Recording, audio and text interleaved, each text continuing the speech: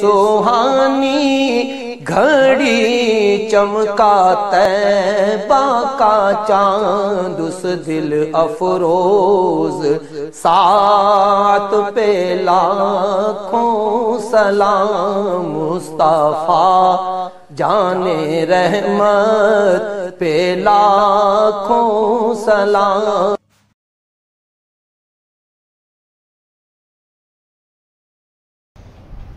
السلام علیکم ورحمۃ اللہ وبرکاتہ. الحمد للہ رب العالمین والصلاة والسلام على سید الانبیاء والمرسلین وعلى آلہ واصحابہ اجمعین ومن تبعهم بإحسان إلى يوم الدين. أما بعد، قال الله تبارك وتعالى في القرآن المجيد والفرقان الحميد: أعوذ بالله من الشيطان الرجيم، بسم الله الرحمن الرحيم. لقد جاءكم رسول من أنفسكم عزيز عليه ما عنتم حريص عليكم بالمؤمنين رؤوف رحيم. صدق الله العظيم. قال الله تبارك وتعالى في شأن حبيبه صلى الله عليه وسلم: إن الله وملائكته يصلون على النبي يا أيها الذين آمنوا صلوا عليه وسلموا تسليما. اللهم صل وسلم وبارك على حبيبك سيدنا ونبينا ومولانا محمد وعلى آله وأصحابه أجمعين. عزیزان محترم، اس سے قبل کے جمعہ میں آپ حضرات کے سامنے نبی پاک صلی اللہ علیہ وسلم کی سیرت مبارکہ کی تمہید کے طور پر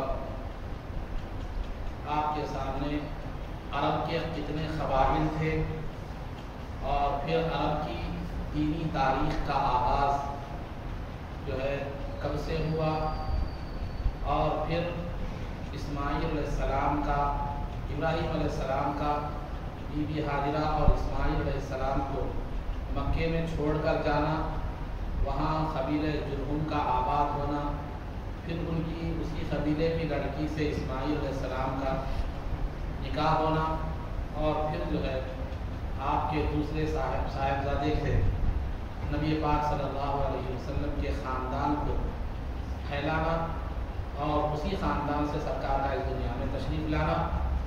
سرکار کے آبا و اجداد میں جو مشہور ہیں عدنان، فہر، حسین اور ہاشم وغیرہ کے حوالے سے مختصر باتیں آپ حضرات کے سامنے جانا بیان کی گئی تھی، اور یہ بھی بیان کیا گیا تھا کہ رسول پاک صلی اللہ علیہ وسلم کے جتنے آبا و اجداد ہیں وہ موحد تھے، کفر و شرک کا صدور ان سے نہیں ہوا. اس کے دلائل بھی آپ کے سامنے سابقہ جمع میں رکھے.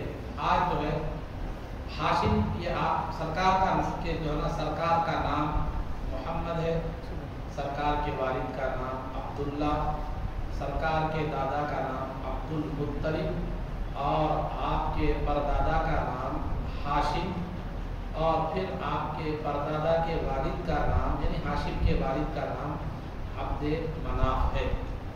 عبد مناف، تو یہ عبد مناف جو ہے، مناف ایک بت کا نام تھا. جب یہ پیدا ہوئے تو ان کو بت کے پاس لے جایا گیا تھا بچپن میں، تو اس وجہ سے کیا ہے معلوم ہے اس کو عبد مناف کہا جاتا ہے. راویوں کی ایک روایت یہ بھی ہے.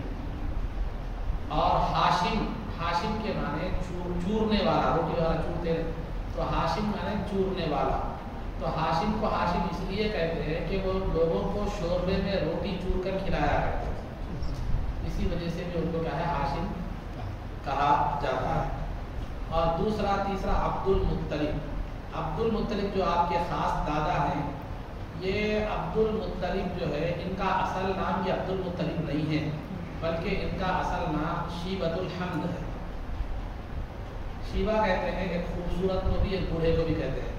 بعض راویوں نے یہ بھی لکھا ہے کہ آپ کے سر میں کچھ سفید بات تھے اسی لیے آپ کو شیبہ کہا جاتا ہے، لیکن زیادہ تر یہ ہے کہ آپ بڑے خوبصورت، خوبرو اور بڑے حسن و جمال والے تھے. عرب میں آپ جیسا حسین و جمال جمیل نہیں تھا، اسی وجہ سے آپ کو کیا کہا جاتا ہے شیبہ، شیبۃ الحمد. لیکن پھر عبد المطلب کے نام سے مشہور کیسے ہوئے؟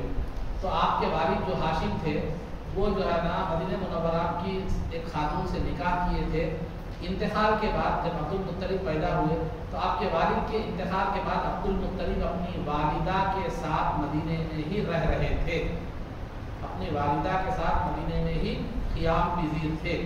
تو لہذا آپ کے چچا عبد المطلب کے چچا جن کا نام مطلب تھا، چچا کا نام مطلب تھا، والد کا نام ہاشم، تو جو ہے نا چچا مطلب کیا کیے، مدینے کو جا کر عبد المطلب یعنی شیبہ کو کیا کرے معلوم ہے لے کر آئے. جب آئے مکے میں داخل ہوئے تو شیبہ عبد المطلب کے پیچھے سواری پر بیٹھے ہوئے تھے. سفر کی وجہ سے کپڑے میلے تھے، حالت دیگرگوں تھی، ایک دم یتیمی کے آثار آپ کے چہرے سے نمایاں تھے، اس کے شیبہ کے. تو لہٰذا لوگوں نے پوچھا، مطلب سے پوچھا، چچا تھے جو، تو مطلب سے پوچھا کہ جو ہے نا یہ لڑکا کون ہے؟ تو آپ نے جواب دیا یہ عبد المطلب ہے، یعنی مطلب کا غلام ہے. کیونکہ یہ بھتیجا کہنا وہ شرمندگی محسوس کی ان کی حالت کو دیکھ کر، ان کی وہ جو حالت تھی دیکھ کر ان کو بھتیجا کہنا یہ کہنے میں شرمندگی محسوس کیے. تو لہٰذا انہوں نے کہا کہ عبد المطلب ہے، عبد المطلب مطلب کا غلام، کیونکہ غلاموں کی کیفیت و حالت ویسے ہی ہوا کرتی ہے. پھر اس کے بعد گئے بچے کو جو ہے نا نہلایا دھلایا، اچھے کپڑے پہنا کر اس کے بعد ظاہر کر دیا کہ یہ میرا بھتیجا ہے. لیکن نام جو مشہور ہو گیا وہ شیبۃ الحمد کے بجائے جو ہے نا وہ عبد المطلب ہی کہا گیا، مشہور ہو گیا. عبد المطلب بڑی اچھی شخصیت تھی، وہ اپنی اولاد کو اخلاق کریمانہ اچھے اخلاق کا جو ہے نا حکم دیا کرتے تھے، اور کفر و شرک اور بت پرستی سے نفرت کیا کرتے تھے، جھگڑا اور فساد سے بہت دور رہا کرتے تھے، شراب کو حرام سمجھتے، زنا کو حرام سمجھتے، ہاتھ جو ہے نا اگر کوئی چوری کرتا تو اسے ہاتھ کاٹنے کا جو ہے نا حکم دیتے، اور جو رشتے حرمت والے ہیں ان سے نکاح کو حرام سمجھتے. یہ وہ چیزیں ہیں جو عبد المطلب کیا کرتے تھے، لیکن آگے چل کر قرآن نے اس کی تصدیق، قرآن نے شراب کو بھی حرام قرار دیا، زنا کو بھی حرام قرار دیا، اور چوری کا جو ہے نا سزا ہاتھ کاٹنا مقرر کی گئی، اور محرمات یعنی جو رشتے حرام ہیں جیسے پھوپھی بہن خالہ وغیرہ سے نکاح کو حرام قرار دیا. تو عین عبد المطلب جو ہے نا جو جن باتوں کا حکم دیتے تھے وہی باتیں آگے چل کر قرآن کریم نے کیا کی، ان کو ان کی تصدیق کی، اور قرآن نے وہ احکامات کو باقی جو ہے نا رکھا. اور ایک جو حکم ہے وہ آگے بتاؤں گا آپ کو. تو میرے یہ عبد المطلب بڑے نیک اور بڑے سخی آدمی تھے. ان کی سخاوت اس قدر تھی کہ وہ صرف انسانوں کو نہیں بلکہ پرندوں کو بھی کھانے کھلایا کرتے تھے. اسی وجہ سے ان کا لقب پڑ گیا تھا کہ مطعم طیر السما، آسمان کے پرندوں کو کھلانے والا. اور خاص طور پر رمضان میں زیادہ اور سخاوت زیادہ کرتے تھے، غریبوں وغیرہ کو جو ہے نا کھلایا جو ہے نا کرتے تھے. تو بڑے نیک دل انسان، بڑے سخی انسان، اور بڑے سنجیدہ اور بردبار، اور جسمانی اعتبار سے بھی بڑے مضبوط اور خوبصورت شخصیت تھے. اور عبد المطلب، تو یہ عبد المطلب جو سرکار کے دادا ہیں، ان کا اصل نام شیبۃ الحمد، اور جو نام پڑ گیا چچا کی وجہ سے وہ عبد المطلب، چچا کا نام مطلب تھا تو اس حساب سے عبد المطلب جو ہے نا پڑ گیا نام. وہ واقعہ میں نے ابھی آپ کے سامنے عرض کیا. تو یہ عبد المطلب جو ہے نا سرکار کے جو ہے نا دادا تھے، انہوں نے بھی سرکار کے جو ہے نا نورانیت سے حصہ پایا. جب سرکار دو عالم صلی اللہ علیہ وسلم مختلف اشخاص سے، مختلف خاندانوں سے منتقل ہوتے ہوئے عبد المطلب کے جو ہے نا اس میں پشت میں جب داخل ہوئے، سرکار دو عالم صلی اللہ علیہ وسلم جب عبد المطلب کی پشت میں پیٹھ میں جب تشریف لائے تو ان کا چہرہ 14ویں رات کی طرح چاند کی طرح چمکتا تھا. اور عرب میں جب بھی قحط سالی پڑ جاتی تو جو ہے نا لوگ ان کو کوہ سبیر پر لے جاتے، پہاڑ سبیر نامی ایک پہاڑ پر لے جاتے، پھر ان کو ان کے وسیلے سے دعا کرتے تو اللہ رب العزت بارش نازل فرماتا. وہ حقیقت میں نور مصطفیٰ کی کرشمہ تھا. اور اللہ رب العزت نے حضرت مطلب سے ایک بہت بڑا کارنامہ لیا، بہت بڑا کام لیا. وہ تھا زمزم کو اثر نو اس کو کیا کرنا، کھودنا. جب اسماعیل علیہ السلام کی جو ہے نا اولاد، اسماعیل علیہ السلام مکے میں تشریف لائے، کعبے کی تعمیر کی، تو اسماعیل علیہ السلام کی اولاد کعبے کی متولی بن گئی، کعبے کی انتظامات کرنے لگی اسماعیل علیہ السلام کی اولاد. لیکن بعد میں کیا کریں، اسماعیل علیہ السلام کی اولاد پر قبیلہ جرہم، جو اسماعیل علیہ السلام کی جو ہے نا قبیلہ جرہم کے لوگ، جو اسماعیل علیہ السلام کا سسرال تھا، ان لوگوں نے ان کو دبا کر، یعنی جو اسماعیل علیہ السلام کی اولاد ہے ان پر غلبہ پا کر کیا معلوم ہے، کعبے کا انتظام اپنے ہاتھ میں لے لیا، وہاں کی حکومت کیا کر لی، اپنے جو ہے نا ہاتھ میں لے لی. تو اسماعیل علیہ السلام کی اولاد بکھر گئی، مکے کے اطراف و اکناف میں رہنے لگے. وہ لوگ اسماعیل علیہ السلام کی اولاد نے بھی اس لیے خاموشی اختیار کی کہ قبیلہ جرہم کے لوگ ننیالی لوگ ہیں یہ کہتے ہیں. تو لیکن جو ہے اسماعیل بعد میں یہ قبیلہ جرہم کے لوگ سرکشی پر آ گئے. کعبے کے جو نذرانے آتے تھے وہ کھا جانا, کعبے کی بے حرمتی کرنا, لوگوں پر زیادتی کرنا, لوگوں پر ظلم کرنا. کبھی آپ اجمیر شریف گئے تو مجاور ایسا کرتے ویسی کوئی بھی ضرور میں آ گئی. اجمیر شریف کے مجاوروں کی کیسے وہاں مجاور آپ کو پیسے لے کر بازار کا جو ہے نا آپ کو زیارت کراتے ہیں, دعا کراتے ہیں. اگر آپ پیسے دیں تو بھیڑیے دے کے ڈھکل دیتے ہیں آپ. تو سیم اجمیر شریف کے مجاور جیسے تھے ویسے وہ لوگوں کی حالت کیا ہو گئی تھی, لیکن وہ پھر بھی کلمہ وہی یہ کلمے سے بھی محروم ہو گئے تھے. تو جب ان کا ظلم و زیادتی حد سے زیادہ جو ہے نا بڑھ گیا تو جو ہے اللہ رب العزت نے جو بنو اسماعیل جو مکے کے اطراف اسماعیل علیہ السلام کی اولاد پھیلی ہوئی تھی ان کے مقابلے کے لیے کھڑے ہو گئے. جب قبیلہ جرہم کے لوگوں نے دیکھا کہ اب ان سے مقابلہ ممکن نہیں ہے تو وہ کیا کیے, کعبۃ اللہ میں جو اسماعیل علیہ السلام کے دمبے کے سینگ وغیرہ جو تبرکات تھے وہ تبرکات جو ہے نا کیا کریے زمزم کے کنویں میں ڈال دیے اور زمزم کا کنواں کیا کرتے موڑ کے چلے گئے. زمزم کا کنواں بند کر کے چلے گئے. اس طرح بند کر دیں کہ اس کا نشان تک باقی نہیں رہا. تو بہرحال وہ لوگ جانے کے بعد بنو اسماعیل کی حکومت آئی, اسماعیل علیہ السلام کے اولاد میں بچوں کی حکومت آئی. آنے کے بعد وہ ان کی توجہ اس کنویں کی طرف نہیں رہی. وہ زمانے کے گزرنے کے ساتھ اس کا نام و نشان بھی کنویں کا پورے طور پر مٹ گیا. اب اللہ رب العزت نے اس کنویں کی دوبارہ کھدوائی کا جو سعادت دی وہ حضرت عبد المطلب کو. لہٰذا عبد المطلب ایک مرتبہ کعبۃ اللہ میں آرام فرما رہے تھے. خواب میں ایک شخص نے آ کر کہا کہ احفر برا, احفر برا, احفر مانے کھود, احفر برا یعنی کشادہ برا اور کشادہ چیز کو کھود, کشادہ چیز کو کھود. تو آپ نے خواب میں اس شخص سے پوچھا وما برا, وما برا, برا کیا ہے, تو وہ چلا گیا, غلط جواب دیا. پھر اس کے بعد دوسرے دن خواب میں آیا, اس نے کہا کہ جو ہے نا احفر المضمونہ, المضمونہ مضمونہ ہوتے ہیں ایک ایسی چیز جس کے دینے میں بخالت اور کنجوسی کی جاتی ہے, یعنی قیمتی چیز آپ بول سکتے ہیں. تو احفر المضمونہ یعنی قیمتی چیز کو کھود. تو آپ نے پھر اس سے سوال کیا ومل مضمونہ, مضمونہ کیا ہے, تو پھر وہ آدمی چلا گیا. پھر تیسرے دن خواب میں آیا, آ کر کہا احفر طیبہ, طیبہ پاکیزہ چیز کو کھود. تو آپ نے پھر اس سے سوال کیا پاکیزہ چیز کیا ہے, تو پھر وہ چلا گیا.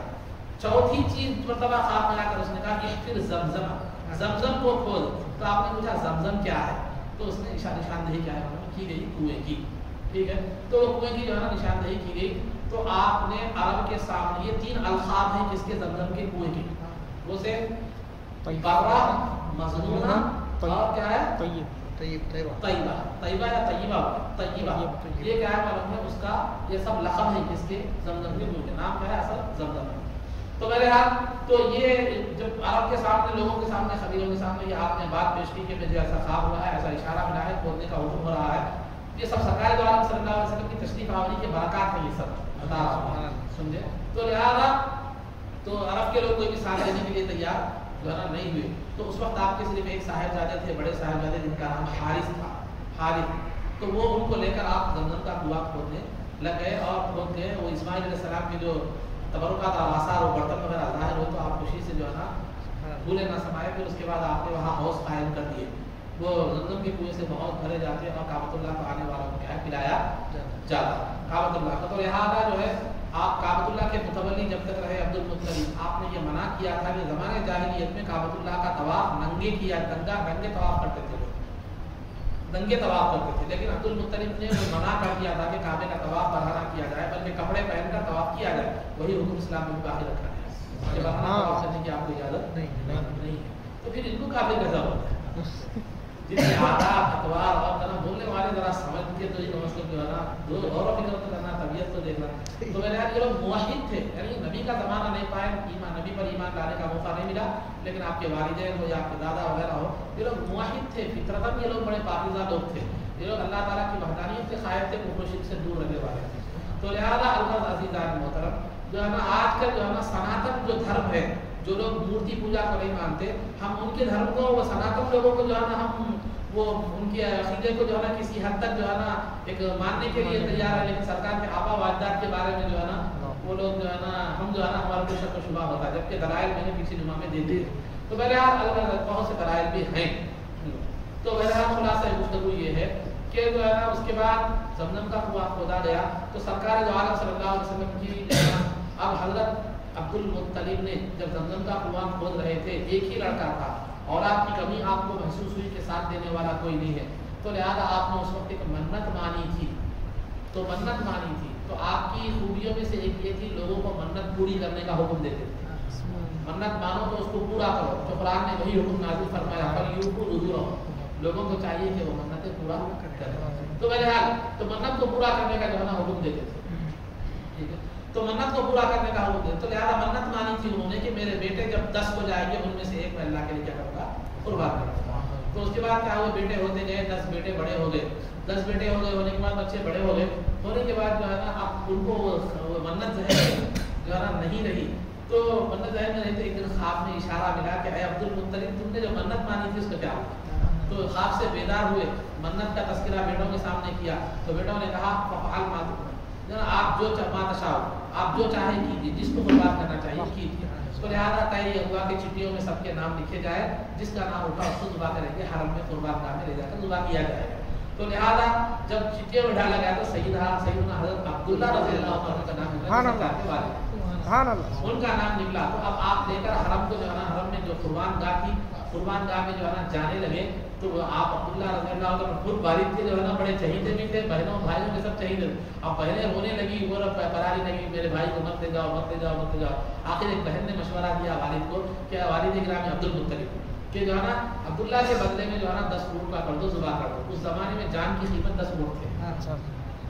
اگر کوئی کسی کو قتل کرتا تو دیت کے طور پر تاوان کے طور پر چالان کے طور پر جس کو آپ کہہ سکتے ہیں آج کے زبان میں سمجھنے کے لیے یہ جو ہے نا پنشمنٹ کے طور پر 10 اونٹ اسے دینا پڑتا تھا. 10 اونٹ کوئی معمولی رقم نہیں ہوتی. اچھی رقم ہوتی تھی.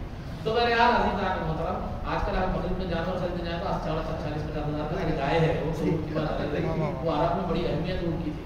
تو بہرحال خلاصے گفتگو یہ ہے کہ 10 اونٹ ان کے بدلے میں ذبح کی تھی. تو عبد المطلب نے کیا کیا 10 اونٹ ایک چٹھی میں لکھے اور ایک چٹھی میں حضرت عبداللہ کا نام لکھا. اس کے بعد چٹھی اٹھائی گئی تو حضرت عبداللہ کا ہی نام لکھا. پھر 10 اونٹ پڑھائے پھر عبداللہ کا نام پھر 10 اونٹ پڑھائے پھر عبداللہ کا نام نکلا. آخر میں 100 اونٹ ایک چٹھی میں لکھے گئے. عبداللہ رضی اللہ عنہ کا نام اس میں لکھا گیا. تو چٹھی اٹھائی گئی تو جو ہے نا عبداللہ رضی اللہ 100 اونٹ کا کیا مطلب 100 اونٹ کا کیا مطلب. تو اس وقت سے یہ طے پایا کہ جو ہے نا کسی کی بھی جان کی دیت 100 اونٹ ہے. آگے چل کر اسلام نے بھی اس کو قبول کیا. تو میرے خلاصہ گفتگو یہ ہے کہ حضرت عبداللہ جو ہے نا حضرت عبداللہ رضی اللہ عنہ کو بچا لیا گیا. یہ واقعہ قربانی کے واقعے کے بعد حضرت جو ہے نا اشارہ غیبی سے عبد المطلب نے سیدنا حضرت عبداللہ رضی اللہ عنہ کا نکاح فرمایا. عبداللہ رضی اللہ عنہ کا جو ہے نا نکاح فرمایا. تو نکاح کا ارادہ فرمایا. تو اب انتخاب لڑکی کا جو ہوا وہ مدینہ منورہ کی جو ہے نا سعادت مند خاتون جو تھی وہ بی بی آمنہ قبیلہ بنو زہرہ ایک قبیلہ تھا. اس کی جو خاتون اس کے جو سردار کی حیثیت رکھنے والے ایک شخصیت تھے جن کا نام وہب تھا. وہ انتقال کر چکے تھے. تو وہ انتقال کر چکے تھے. تو بی بی آمنہ والد کے انتقال کے بعد اپنے چچا وہیب کے پاس پرورش میں تھی. تو جو ہے نا وہ بے خاندان بڑا معزز خاندان سمجھا جاتا تھا. ایک شرافت نسب کے اعتبار سے عزت دار لوگ سمجھے جاتے تھے. تو لہٰذا آپ جو ہے نا عبداللہ رضی اللہ تعالیٰ عنہ کا نکاح کرنے کے لیے عبد المطلب کیا ہے آپ کو لے چلے مدینے کی طرف. اور وہاں پر جو ہے نا اس وقت حضرت عبداللہ رضی اللہ تعالیٰ عنہ کی عمر 24 سال کی تھی. اس وقت عبداللہ رضی اللہ عنہ کی عمر کتنی تھی 24 سال کی. جب آپ شادی کرنے کے لیے عبد المطلب عبداللہ رضی اللہ تعالیٰ عنہ کو لے جا رہے تھے راستے میں ایک عورت نے حضرت عبداللہ رضی اللہ تعالیٰ عنہ کو دیکھ کر جو ہے نا اس عورت نے کہا میں آپ کو 100 اونٹ دوں گی آپ میرے ساتھ بدکاری کیجیے.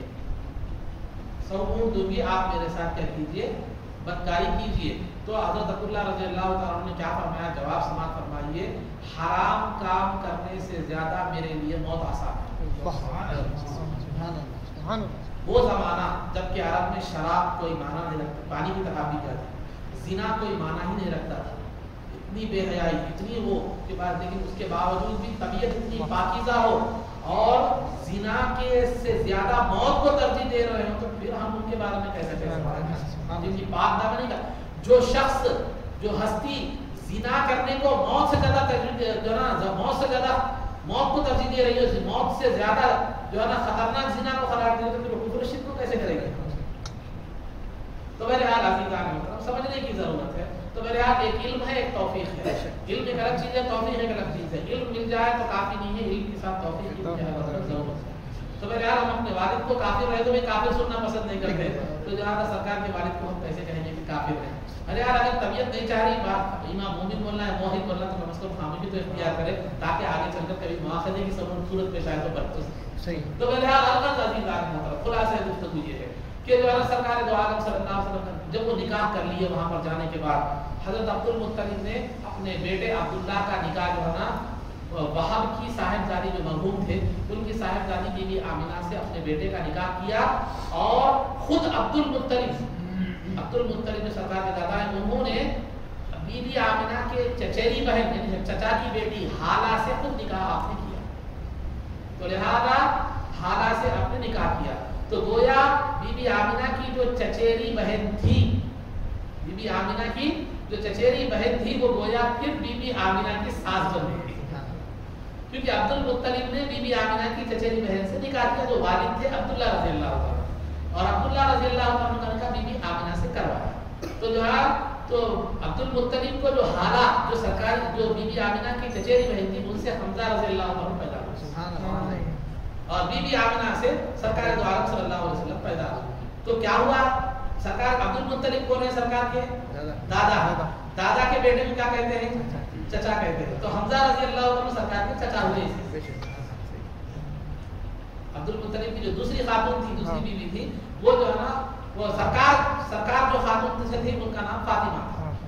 अब्दुल्लाह रज़ियल्लाहु अन्हु जिनके बेटे थे वो फातिमा थी, और अब्दुल्लाह से सरकार पैदा हुए। तो दूसरी जो बीवी थी अब्दुल मुत्तलिब की जो हाला थी, जो हाला, उनसे हमजा रज़ियल्लाहु अन्हु पैदा हुए। तो लिहाजा इस तरह भी अमीर हमजा रज़ियल्लाहु अन्हु सरकार के चचा हुए। आगे चलकर दोनों ने क्या किया, सुवैबा नामी एक खातून जो है ना अबू लहब की बानी का दूध पिया, तो इस हैसियत से दोनों हमजा रज़ियल्लाहु अन्हु सरकार रज़ाई उनके भाई भी हुए। तो ये है बात वज़ाहत। तो अब्दुल्लाह रज़ियल्लाहु अन्हु निकाह करने के बाद कुछ 3 दिन वहाँ पर ख़ियाम फरमाया आप मदीने में, उसके बाद वापस आने लगे तो फिर वही औरत से मुलाकात हुई, तो उसने अब्दुल्लाह रज़ियल्लाहु अन्हु से जो तसव्वुर का पेश करके जो है बुराई का मुतालबा की थी। तो उस औरत से ने पूछा आप कहाँ गए थे, यहाँ से कहाँ रहे? तो हज़रत अब्दुल्लाह ने जो है ना फरमाया कि जो है ना मैं यहाँ से मदीने मुनव्वरा गया, मेरा निकाह हुआ, 3 दिन के क़ियाम के बाद मैं वापस आ रहा हूँ।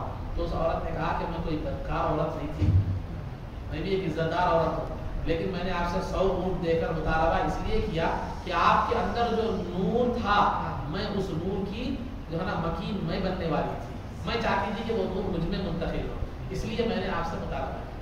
अब उनमें आप में मुझे कोई दिलचस्पी नहीं। तो मेरे आज सरकार वापस आ गए, जिंदगी गुजरने लगी। उसके बाद सरकार के वालिद गिरामी अब्दुल्लाह रज़ियल्लाहु अन्हु क्या किए, एक मरतबा चूँकि अरब का पेशा तिजारत था, तिजारत के लिए उनके शाम गए काफिले के साथ, तबीयत बिगड़ गई तो मदीने मुनव्वरा में जो सरकार का मियार था वहीं पर जो है ना आपने क़ियाम फरमाया। तो जो है क़ियाम फरमाया तो उसके बाद वो काफिला वापस आ गया। आने के बाद अब्दुल मुत्तलिब ने पूछा कि अब्दुल्लाह कहाँ है?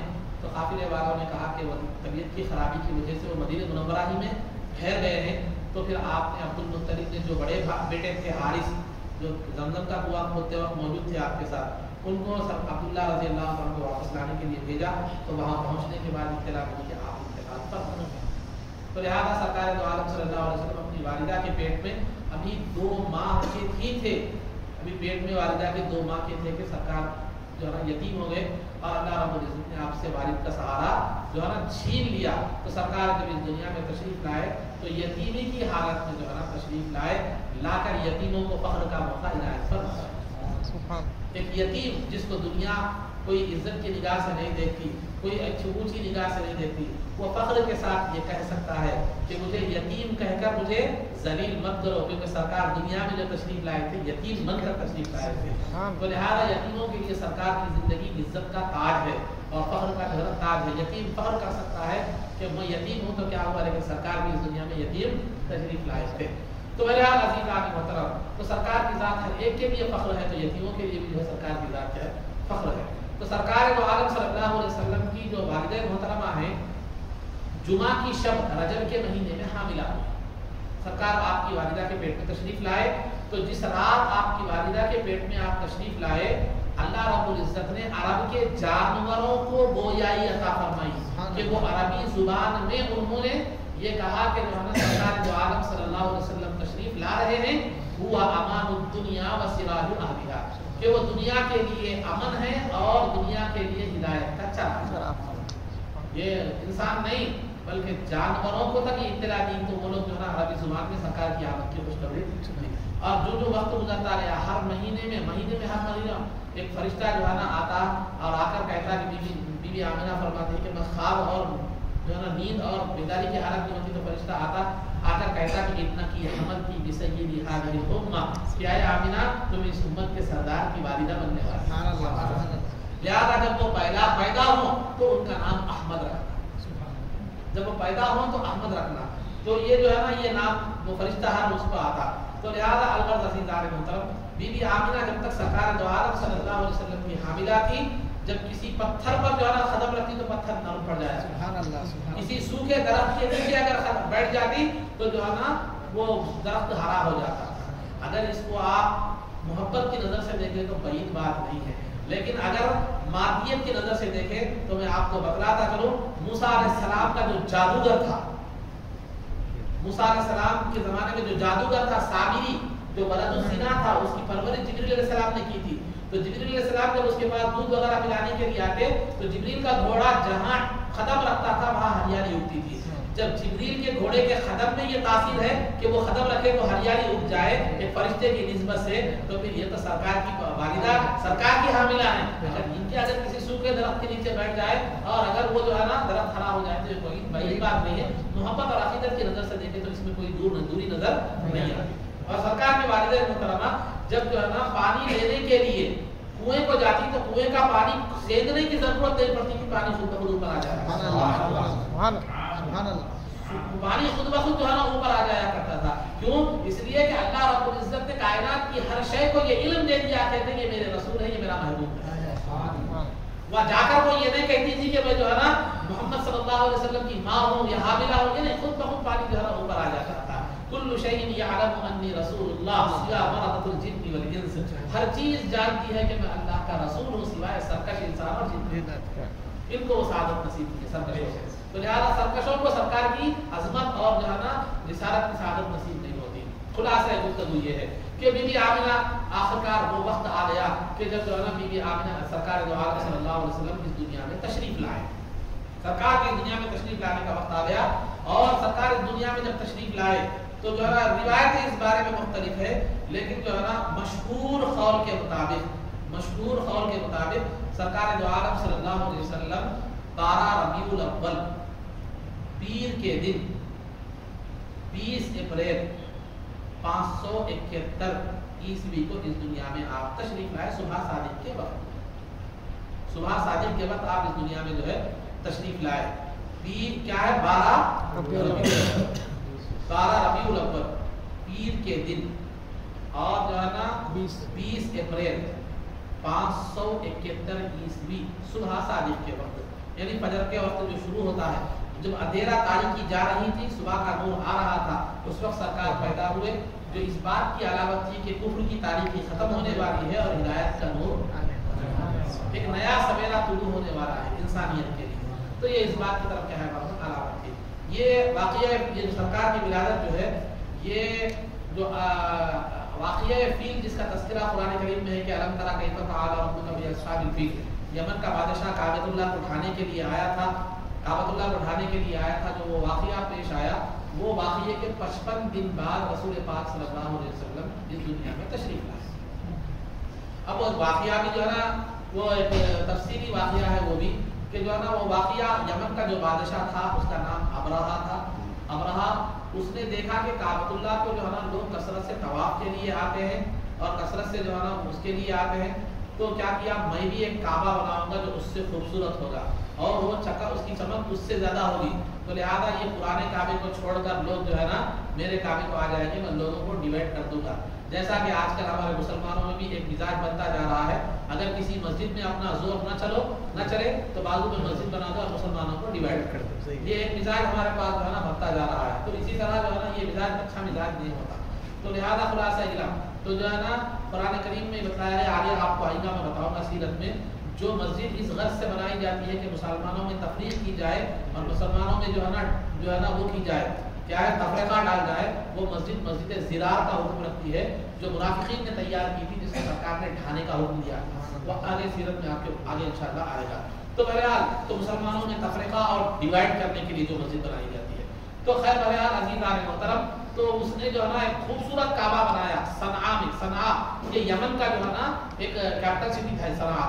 تو اس نے وہاں خوبصورت کعبے کی شکل بنائی اور بڑا چکا چوند بڑا خوبصورت بنایا. تب اس کا مطلب یہ تھا تو عیسائی تو یہاں آئیں گے ہی آئیں گے، لیکن عرب کے لوگ جو کعبۃ اللہ کو جا رہے ہیں وہ اس کی جو ہے نا چمک دھمک کو دیکھ کر کیا ہے معلوم ہے یہاں آ جائے. جیسا بعض لوگوں کا مزاج ہوتا ہے، بعض کثرت کو دیکھ کر میجورٹی کو دیکھ کر ڈھل جاتے ہیں، غلط صحیح نہیں دیکھتے. بعض لوگ جہاں چمک زیادہ ہے کہ وہاں دیکھ کر جو ہے نا، جیسا ہمارے پاس آج کل اکثر جو ہے نا اچھا زرخ برف لباس پہن کے اچھا شمامہ ہرا لباس پہن جائے تو ارے حضرت بہت بڑی ہستی ہو گئی، دڑ کے خاتوں میں گر جاتے ہیں، جبکہ اس کو حقیقت میں کلمہ پڑھنے میں نہیں آتا، وہ گانا ماسٹر رہتا ہے. تو بہرحال یہ جو ہے نا یہ الگ بات ہے. خلاصہ گفتگو تو حقیقت پسند ہونا چاہیے آدمی کو کبھی بھی. کعبۃ اللہ اللہ کا گھر ہے، یہ حقیقت پسندی تھی، لیکن یہ ظاہری چمک تھی. تو بہرحال نتیجہ کیا ہوا وہ بھی بتاتا ہوں آپ کو. عرب اس کے بارے میں دو روایتیں ہیں. ایک روایت یہ کہ عرب کا کوئی آدمی جا کر اس میں غلاظت کر دیا، فارغ ہو گیا، ایک روایت یہ ہے. اور دوسری روایت یہ ہے کہ عرب کے کچھ لوگ وہاں پر جا کر جو ہے نا پکانے کے لیے چولہا جلا رہے تھے، تو وہ چنگاری اڑ کر وہ کعبے کو جو بنایا تھا اس کو لگ گئی، پورا جل کے راکھ ہو گیا. تو اس کے اندر آپ کعبۃ اللہ کو ڈھانے کا انتخابی جذبہ پیدا ہوا، بڑا لشکر لے کر کیا کیا وہ کعبۃ اللہ کی طرف جو ہے نا آ کر کعبے کو ڈھانے کے لیے آیا. آتے آتے وہ جو بھی اس کے مقابلے میں آ رہے تھے ان کو سب کو ختم کرتا ہوا جا رہا تھا عرب کے لوگوں کو. اور جب آیا تو عرب کے کعبۃ اللہ کے اطراف ادھر ادھر جو عرب کے لوگوں کے مکے کے لوگوں کے جانور تھے وہ جانور چرتے تھے، پورے جانوروں پر بھی قبضہ کر لیا. خود عبد المطلب کے 200 اونٹ تھے اس پہ بھی قبضہ کر لیا، عبد المطلب کے 200 اونٹ پر بھی قبضہ کر لیا. اس کے بعد کیا کرا، کعبے کو ڈھانے کے ارادے سے آیا، بہت بڑا لشکر لے کر آیا تھا. تو لہٰذا حضرت عبد المطلب کیا کیے معلوم ہے، کعبہ لوگ جب آ کے آپ سے کہے کہ اس لشکر کا کیا کریں، یہ لوگ جب حملہ کرنے والے ہیں کیا کریں، تو عبد المطلب نے کہا، بڑے اطمینان سے کہا، کعبۃ اللہ کو کوئی نہیں گرا سکتا، اللہ اس کا محافظ ہے، اس میں فکر کرنے کی ضرورت نہیں ہے. تو لہٰذا عبد المطلب گئے اس کے پاس، وہ ابرہا کے پاس گئے. تو ابرہا کے پاس جانے کے بعد عبد المطلب کے چہرے کی وجاہت اور روب اور جو ہے نا جلال کو دیکھ کر وہ بڑا متاثر ہوا. اپنے مقام سے، اپنے مسند سے، اپنے تخت سے اتر کر نیچے آیا اور آن کے برابر بیٹھ کر پوچھا کہ کیا بات، بڑی عزت احترام تقریم کیا. تو اس کے بعد جو ہے نا پوچھا کیا بات ہے. تو انہوں نے کہا کہ جو ہے نا میرے اونٹ اور میرے جو ہے نا لوگوں کے جو ہے نا اونٹ آپ نے جو ہے نا قبضہ کر لیے ہیں، لہٰذا ہمیں ہمارے اونٹ واپس دے دو. تو مذاق اڑاتے ہوئے کہا، ارے میں تو آپ کے تعلق سے بہت سنا تھا، بہت بڑی ہستی ہے، آپ خالی معمولی مطالبہ اونٹ کا مطالبہ لے کر آ گئے، چھوٹی سی چیز کے لیے آپ آ گئے، میں تو آپ کو بہت بڑا سمجھتا تھا. تو عبد المطلب نے بڑا پیارا جواب دیا، انا رب الابل وللبیت رب یمنعہ، میں اونٹوں کا مالک ہوں، ان کی حفاظت کرنا میرا کام، کعبۃ اللہ کا مالک اس کی حفاظت کرنا. سبحان اللہ. ہم جا کر لے کر آ گئے، آ کر کعبۃ اللہ میں بڑی گڑ گڑا کر اندر گئے، تشریف لے جا کر دعا کی اللہ رب العزت کی بارگاہ میں. مشرک ہوتے تو بتوں کے پاس جاتے. تو میں نے یار کعبۃ اللہ میں جو ہے نا دعا کی، گڑ گڑا کر لوگوں کو حکم دیا کہ اب تم کعبہ خالی کر دو، اطراف اپنا پہ جو ہے نا پہاڑوں پر چلے جاؤ. تو اس کے بعد کعبۃ اللہ کو جب اٹھانے کے لیے ابرہا آیا لشکر لے کر، تو اللہ رب العزت نے چھوٹے چھوٹے پرندے، کالی چڑیا نظر آتی ہے کبھی آپ کو، ابابیل جو ہے نا، ابابیل جو پرندے ہیں ان کے چونچ میں چنے کے دانے کے برابر چونچ میں دو پیروں میں ایک کنکریاں دے کر بھیجے گئے، اور وہ کنکری جس پر ڈالتے وہ سر سے ڈالتے تو نیچے تک کنکری پہنچ جاتی اور وہ راکھ بن جاتا. اگر وہ ہاتھی پر ہے تو ہاتھی بھی راکھ بن جاتا. تو بہرحال اس طرح وہ تمام کا تمام لشکر تباہ و برباد ہو گیا. اور جو ہے نا ابرہا کا حال یہ ہو گیا کہ چیچک کے دانے نکل آ گئے اور اس سے خون اور پیپ مسلسل بہتا تھا اور اس کے اعضاء کٹ کٹ کر گرتے تھے. آخری میں سینہ پھٹ کر دل باہر آ گیا. وَلِلْبَيْتِ رَبٌّ يَمْنَعُهُ، کعبۃ اللہ کا رب اس کی حفاظت کرتا ہے. تو بہرحال عزیزان محترم، اس واقعے کے تقریباً 55 دن بعد رسول پاک صلی اللہ علیہ وسلم 12 ربیع الاول کو پیر کے دن جو ہے نا 20 اپریل 571 عیسوی صبح صادق کو آپ جو ہے نا اس دنیا میں تشریف لائے. سرکار جب تشریف لائے اس وقت بھی عجیب و غریب واقعات رونما ہوئے. میں زیادہ تفصیل اس کی نہیں بیان کروں گا، 2-4 باتیں بیان کروں گا کیونکہ زیادہ مختصر کرنا بھی میری اس مقام پر طبیعت نہیں چاہ رہی ہے. سعادت مندی جو ہے نا یہ تو اگر سیرت میں پھر عظمت کا پہلو نہ ہو، صرف سرکار کی مظلومیت کا پہلو ہو تو وہ سیرت نہیں ہے۔ سیرت وہ ہے جس میں سرکار کی عظمت کا پہلو بھی ہو، محبت کا پہلو بھی ہو، آپ نے دین کے لیے جو تکلیفیں اٹھائی ہیں وہ پہلو بھی ہو، اور پھر آپ کے معجزات کا تذکرہ ہو، تو بھی سیرت کیا ہوتی ہے ورنہ بگارا کھانا دال چا نہیں بنانا ہے۔ تو میرے حال خلاصہ گفتگو یہ ہے، تو سرکار دو عالم صلی اللہ علیہ وسلم جو ہے نا جس شب پیدا ہوئے، اس زمانے میں دواخانے وغیرہ کا رواج نہیں تھا، تو ڈلیوری کے وقت آپ کی والدہ کی خدمت کے لیے اللہ رب العزت نے جو ہے نا آسیہ جو فرعون کی بیوی تھی ایمان لائی تھی، اور جو ہے نا مریم جو عیسیٰ علیہ السلام کی والدہ محترمہ تھی، ان کو اور جنتی حوروں کو آپ کی خدمت کے لیے، والدہ کی خدمت کے لیے اللہ نے، سبحان اللہ سبحان اللہ۔ اور پھر خود عرب کی خواتین بھی تھی، عثمان بن ابی العاص رضی اللہ تعالیٰ کی والدہ بھی وہاں موجود تھی، ارباز بن ساریہ رضی اللہ تعالیٰ کی والدہ بھی وہاں پر کیا خدمت کے لیے موجود تھی۔ تو عثمان بن ابی العاص رضی اللہ تعالیٰ کی والدہ فرماتی ہیں کہ جب سرکار کی ولادت کا وقت آیا تو اس شب میں نے دیکھا کہ ستارے سرکار کے در مبارک کے اتنے قریب آ گئے تھے، اتنے قریب آ گئے تھے کہ مجھے خوف ہونے لگا کہ کہیں وہ گر جائے گی۔ تو لہذا محدثین نے لکھا ہے کہ یہ ستاروں کے قریب آنے میں اس جانب اشارہ تھا کہ دنیا سے اب کفر کی تاریکی ختم ہو جائے گی اور ہدایت کا نور آنے والا ہے۔ اور خود جو ہے نا بی بی آمنہ رضی اللہ عنہ فرماتی ہے جب سرکار پیدا ہوئے تو جو ہے نا اتنا نورانی ماحول بن گیا کہ میں مکے میں اپنے گھر میں رہ کر شام کے محلات کا میں نے مشاہدہ کیا۔ سبحان اللہ سبحان اللہ سبحان اللہ۔ سیریا وہاں سے 100 کلومیٹر دور ہے مکے سے، اور ایک روایت میں یہ بھی ہے شام کا ایک شہر بصرہ ہے، وہاں کے بازاروں میں اونٹوں کی گردنیں بھی میں نے دیکھی۔ سبحان اللہ سبحان اللہ۔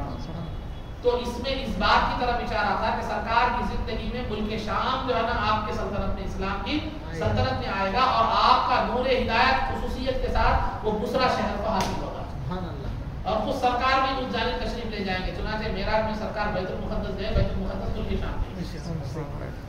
تو خلاصہ گفتگو یہ ہے کہ جو ہے سرکار دو عالم صلی اللہ علیہ وسلم کی ولادت کے وقت کو واقعات پیش آئے، اور جو ہے نا سرکار دو عالم صلی اللہ علیہ وسلم جب تشریف لائے تو آپ سجدہ ریز ہو گئے، اور آپ نے کہا لا الہ الا اللہ انی رسول اللہ، اللہ کے سوا کوئی معبود نہیں ہے، میں اللہ کا رسول ہوں۔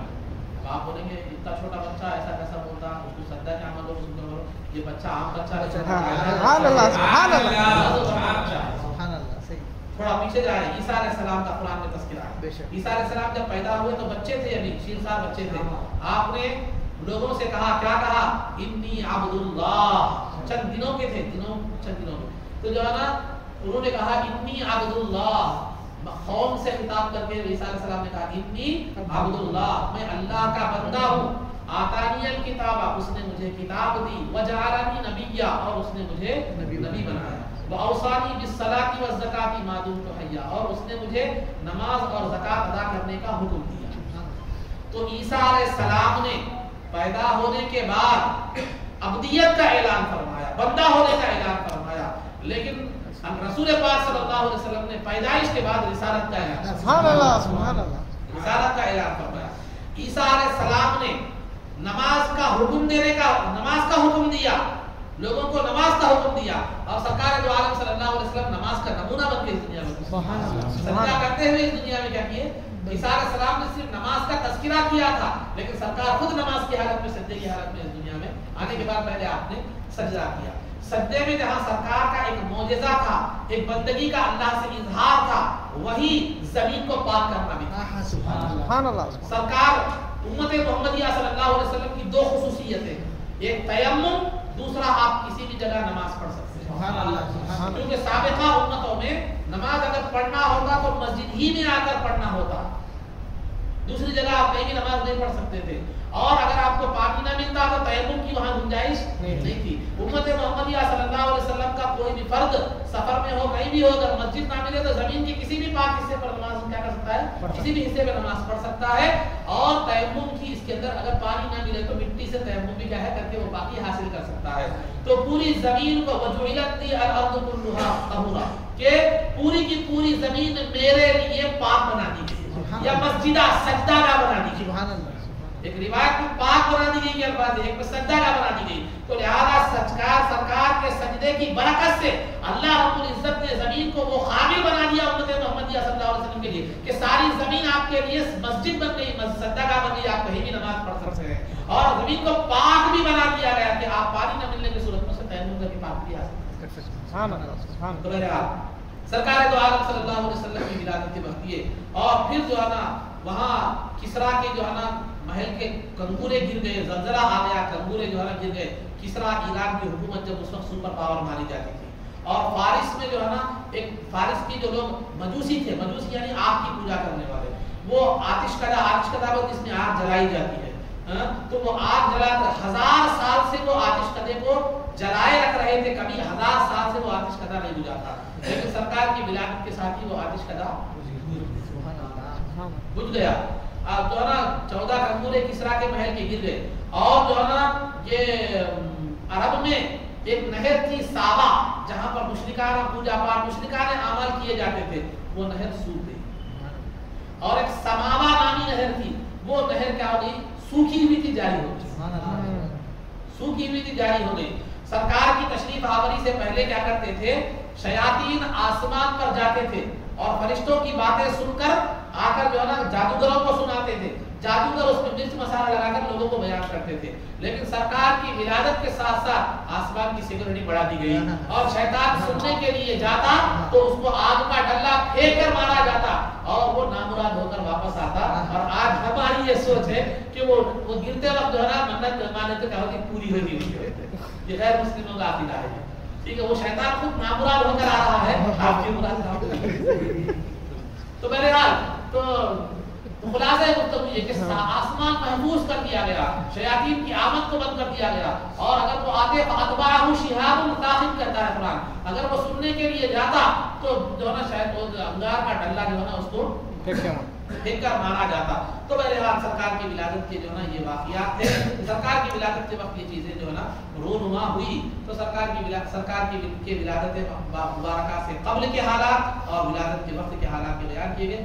آخر میں خلاصے کے طور پر میں آپ کے سامنے یہ بات رکھتا ہوں کہ سرکار دو عالم صلی اللہ علیہ وسلم کے والد گرامی کا نام عبداللہ تھا، والدہ کا نام جو ہے نا بی بی آمنہ رضی اللہ تعالیٰ عنہ تھا۔ یہ دونوں بھی توحید پر قائم تھے، کافر مشرک نہیں تھے۔ اور پھر آپ کے دادا کا نام عبد المطلب تھا، اور آپ کی دادی کا نام فاطمہ تھا، اور آپ کے نانا کا نام وہب تھا، اور آپ کی نانی کا نام برہ تھا۔ یہ آپ کی گفتگو کا جو ہے نا یہ خلاصہ ہے، یہ یاد رکھیے، اس کے ساتھ تفصیل ذہن میں رکھ لیں تو زیادہ آپ کے لیے بہت بہتر ہوگا۔ اللہ رب العزت سے دعا ہے کہ پروردگار عالم ہمیں سرکار کے علوم و فیوز سے بہرور فرما، آپ کے نقش قدم پر چلنے کی توفیق عطا فرما۔ اے اللہ اس جو ہے نا بیان میں اگر کوئی نامناسب الفاظ اور کوتاہی اگر ہو گئی ہے تو مولا خود بدنم سے معاف فرما۔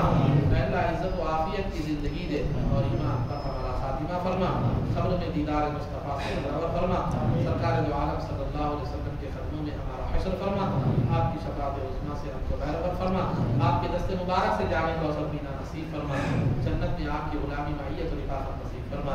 صلی اللہ تعالی وسلم علی خیر خلقہ سیدنا محمد و آلہ و صحبہ اجمعین برحمتک یا ارحم الراحمین۔ الحمد للہ۔